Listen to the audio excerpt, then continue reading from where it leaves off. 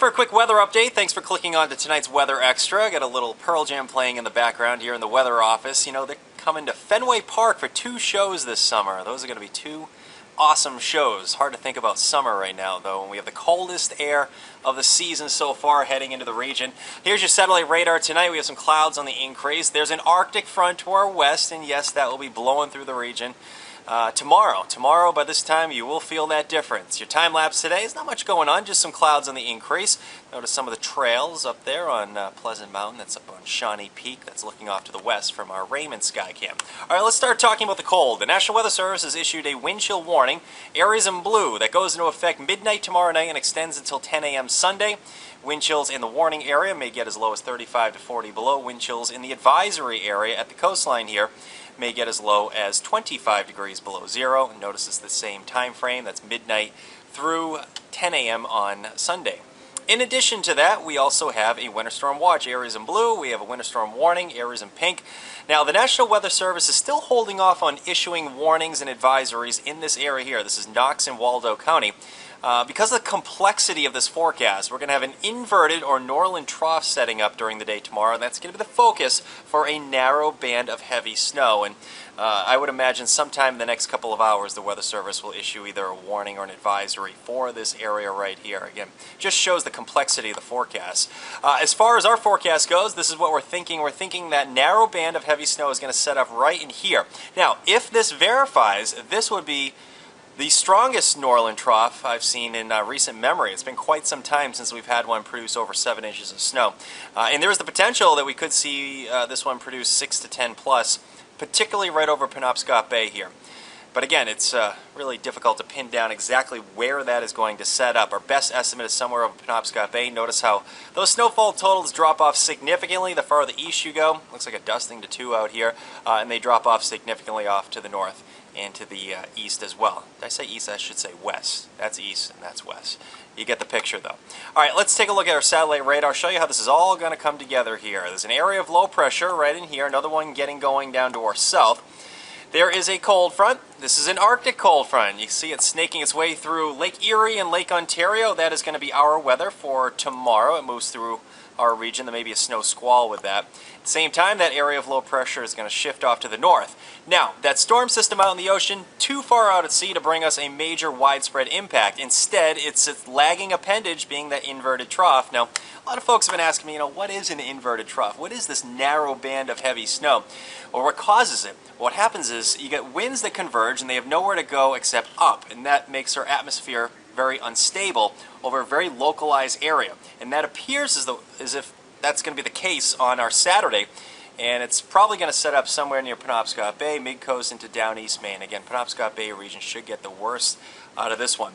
And it's probably going to hang out for a long period as well. That's one of the other things we have to keep an eye on, see how long this one's going to stick around. So these do have a history of dumping a lot of snow in a very short period of time. They also have a history of being very unpredictable, to say the least. All right, Storm Tracker also takes us into Monday now. Notice our next storm system to our south here on Monday. This will bring some snow entering into our region Monday night. Based on its track, it looks too warm to support snow, though. I think we're going to see a change to mix and eventually rain on Tuesday, with temps probably warming into the low 40s. All right, a closer inspection on this inverted and Norland trough shaping up. First, the Arctic front to our west. Then we have the inverted trough trying to get going here, right up to Penobscot Bay. This is one forecast model, so take it with a grain of salt. This is 7 a.m. tomorrow. This is that band of snow we're expecting to be somewhere between Bar Harbor, Rockland, Camden, Belfast, this area right here. And it looks like it's going to be hanging out throughout the day as the colder air sort of energizes it. Colder air will be rushing in during the afternoon. Now, for the rest of the region, I think the morning's going to be okay as far as temps go. We'll probably be in the teens and low 20s, but the afternoon, the wind is going to pick up, and that's going to make it feel a lot colder. You'll feel that wind picking up in the afternoon, and wind chills will be dropping below 0 by 2, 3 o'clock in the afternoon. So this is the area we're going to be focusing on for snow here in this region. I think there'll be spots that get over a half foot of snow out of this one, but there's going to be a sharp cutoff between a lot and probably nothing at all farther off to the west and off to the east. Now, Saturday night into Sunday, again, they got wind chill warning and wind chill advisory. Wind chills will dip to 20 to 30 degrees below 0. Air temperatures will dip below 0, probably about 5 to 15 below. And then high temperatures on Sunday, they'll make it into the upper single digits and lower teens. That's it. It's probably the coldest day. It is the coldest day of the season so far, and probably the coldest of the season, period, in this warm winter that we've had so far. All right, let's take a look at another forecast model. Actually, this is the same forecast model, looking at wind chill this time. This is run off the RPM model. I briefly want to show you the wind chills tomorrow morning. Really not an issue. We're in the teens tomorrow morning.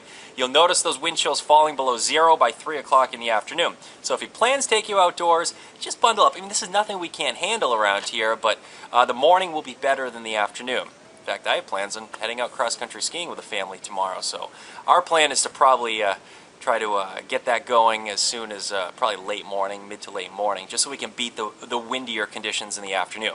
Now the wind chills continue to cool down by tomorrow night to Sunday morning, 7 a.m. Wind chills probably around 15 to 20 below. Notice up in Rangeley, yeah, there could be wind chills dipping to 30 to 40 below up there. And the winds stay active on Sunday as well. We'll have some sunshine that day.